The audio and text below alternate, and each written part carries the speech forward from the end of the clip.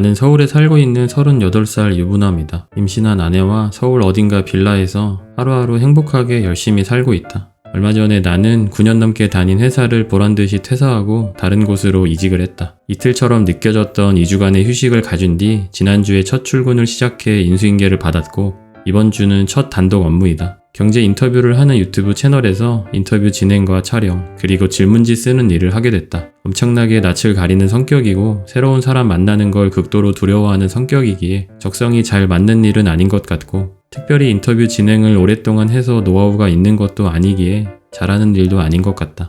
라는 생각을 첫 출근을 하고 나서 하게 됐다. 타이슨의 명언이 머릿속을 스쳐 지나갔다. 요즘 이런 생각을 한다. 내가 죽을 때까지 필요한 돈은 정해져 있으니까 그 돈을 어떻게 하면 재미있게 일하면서 빨리 만들 수 있을까이다. 이전에 다닌 회사는 9년 정도 다니면서 임금 체불이 3차례나 있었고 총 기간은 대략 3년 정도이다. 그리고 마지막 연봉 협상은 1% 정도 인상에 그쳤다. 이제는 정수리에 천장이 닿은 것 같다는 생각이 들었고 더 이상 올라갈 곳이 없는 것처럼 느껴졌다. 애니메이션 회사에서 그래픽 작업을 했고 직책은 팀장이었다. 어쩌다 보니 이전 팀장이 퇴사를 하는 바람에 팀 내 경력이 제일 높았던 내가 다음 팀장을 맡게 되었다. 32살인가 3살쯤이었는데 이렇게 빨리 팀장이 되고 싶지는 않았다. 그런데 눈앞에 놓여있는 감투가 제법 멋스럽게 보였다. 그렇게 그 감투를 쓰게 됐다. 애니메이션 만드는 일을 매우 좋아했는데 팀장이 되고 나서는 많은 것이 달라졌다. 직원들 관리와 외주회사 관리를 하거나 계획을 세우며 문서 작업하는 일이 더 많았고 가끔은 하루 종일 회의만 하다가 퇴근할 때도 있었다. 결과적으로 그래픽 작업보다는 문서 작업과 사람 상대하는 일이 더 비중을 많이 차지하게 됐다. 그 일이 별로 즐겁지 않았다. 다른 회사에 다시 직원으로 들어가야 하나 고민을 하던 와중 월급이 또 밀리기 시작했다. 소심한 성격이기에 회사를 그만두지는 못하고 내 커리어에 대한 고민과 월급에 대한 고민을 같이 하며 월급이 다시 나올 때까지 회사를 열심히 다녔다. 회사를 그만둬야겠다와 그만두지 말아야겠다는 생각이 머릿속에서 자주 다툼을 하곤 했다. 어느 한쪽이 제발 이겨주길 바랬는데 매번 무승부였다. 그런 와중에 아내가 임신을 하게 됐다. 임신 후 몸의 변화 때문에 많이 힘들어하길래 조심스럽게 일을 그만두면 어떠냐고 물어봤는데 자기는 임신 때문에 자신의 커리어가 끊기는 건 싫고 어떻게든 계속 일하고 싶다고 자기 일이 너무 좋다고 말했다. 주변의 친구들 부부를 보면 아이를 임신하면 아내가 퇴사를 하고 다시 복직하지 못하는 경우가 많았다. 임신을 하고 일을 더 이상 하기 싫거나 아니면 몸이 너무 힘들어서 그만두는 경우도 있었고 아내가 연봉도 더 높고 능력도 더 좋은데도 어쩔 수 없이 퇴사를 하고 육아와 살림을 전담하는 경우도 있었다. 유자 씨는 원하면 회사를 계속 다니게 해주고 싶었다. 그리고 되도록이면 복직을 빨리 할 수 있게 도와주고 싶었다. 아이 때문이 아니라 본인이 원할 때 회사를 떠날 수 있게 해주고 싶었다. 13년 넘게 해온 회사 일에 대해서 흥미가 사라진 점, 내 개인 유튜브도 조금 더 키워보고 싶은 점, 아내의 경력 단절을 막고 싶다는 마음이 합쳐져서 결국 퇴사를 결정하게 됐고 이직을 했고 주당 20시간 안쪽으로 일하는 파트타임 노동자가 됐다. 그런데 생각보다 내 개인 유튜브에 시간 투자는 못하고 있다. 아직은 일이 미숙하다 보니 시간이 꽤 많이 걸린다. 그리고 잘하고 싶은 마음에 주어진 업무 시간을 넘어서 무한정 일을 하고 있기도 하다. 예를 들어 누군가를 인터뷰하게 된다면 그분의 책과 영상을 보는데 시간을 많이 쏟고 있다. 그 업무에 대해서 회사에서 할당해준 시간이 있기 때문에 그 시간을 넘어가게 되면 업무 시간으로 인정이 되지는 않지만 나 스스로 조금 더 해보고 있다. 누구도 뭐라고 하는 사람이 없지만 혼자서 느끼는 압박감과 불안함에 스스로를 착취하고 있다고 할 수 있다. 다른 사람이 나를 착취하면 도망이라도 칠 텐데 스스로 하는 착취에서는 벗어날 수 있는 방법이 없다.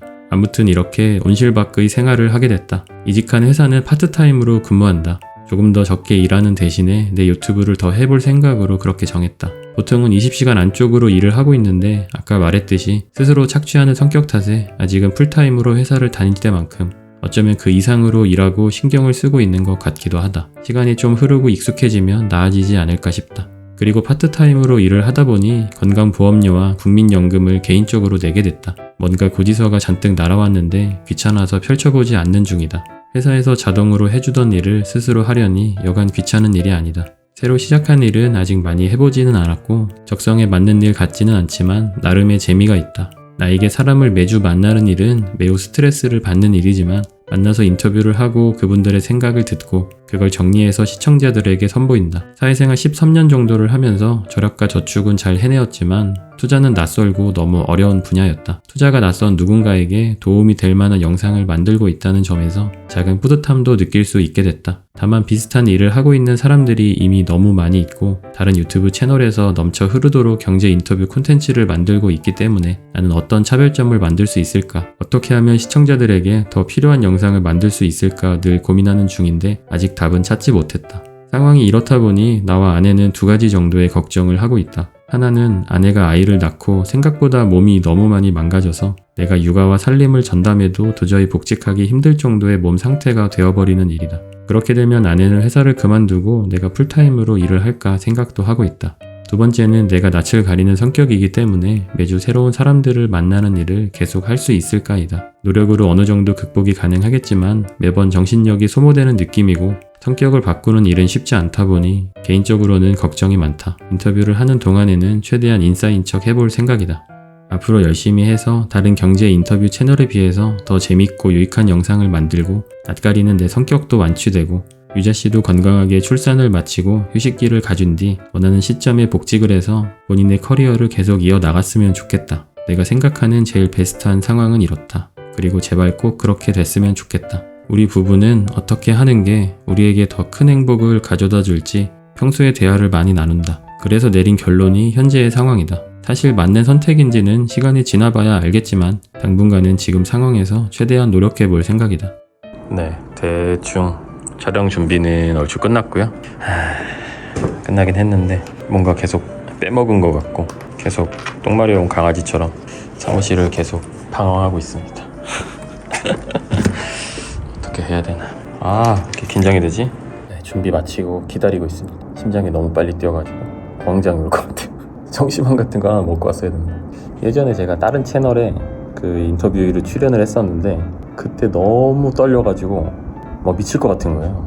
그래서 청심환을 하나 이제 매니저님이 사다 주셨거든요. 그래서 그걸 먹고 촬영을 했는데 그래서 조금 하다 보니까 이제 긴장이 풀리면서 이제 뭐 그냥 촬영은 어찌어찌 잘 마쳤는데 끝나고 나서 영상을 봤더니 눈이 거의 이렇게 저는 분명히 똑바로 뜨고 있다고 생각해서 뜨고 있었던 건데 눈이 거의 반쯤 감겨가지고 이렇게 네 안녕하세요 막 이러고 있더라고요. 그래서 청심환 약간 공포증이 생겨가지고 방송하기 전에는 네, 제 사수님께서 오셨으니까 마음이 편해지네요. 진짜 선배님 저 잘하고 있나요? 이거 마이크 충전 풀로 됐나요? 됐어요. 중간에 꼭 충전해줘요? 하나 끝나고? 네 알겠습니다.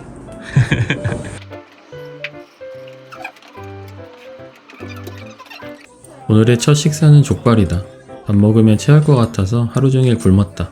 긴장을 많이 하는 성격 덕분에 간헐적 단식을 하게 됐다. 요즘 살이 좀 쪘는데 다이어트에 효과가 있기를 바라본다. 막국수도 시켰다. 오늘 저녁은 선배이자 아내인 유자씨가 용돈으로 사준다고 한다. 회사 직속 선배님께서 앞으로 잘해보자고 격려해 주었다.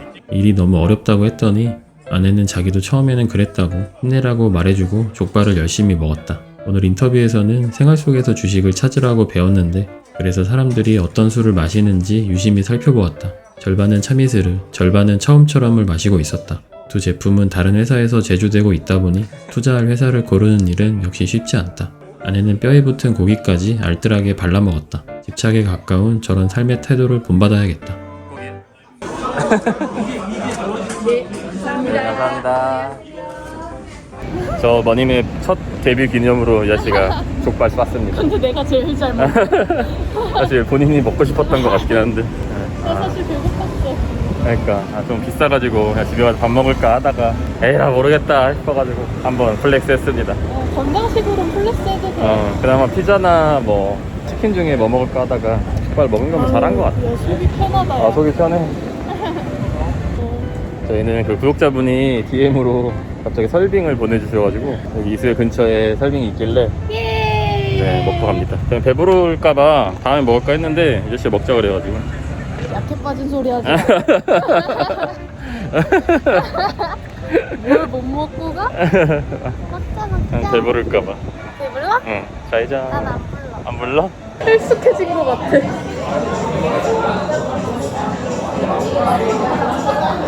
긴장이 좀 풀리는 것 같다. 가서 내 거 이제 편집해야 돼. 찍었어? 신경 쓰게 너무 많으니까. 그나마 여보라도 있어가지고 조금 마음을 놨는데 아예 나 혼자 있다 생각하면 진짜 부담스러워. 그래? 계속 상상돼. 다 있는데 막 녹화 안 된 상상. 어떡하지? 조졌다. 맞아. 여러 번 확인해도 나를 못 믿겠어. 근데 이러다가 적응이 되고 방심하는 데가 오거든? 맞아. 그렇게 더 위험해. 실수해. 그렇게 더 위험해. 근데 운전도 처음에 긴장 많이 했을 때는 실수 안 하거든. 저거 괜찮은데? 확 하다 그냥 부딪혀버려. 맞아. 방심하면 안 돼.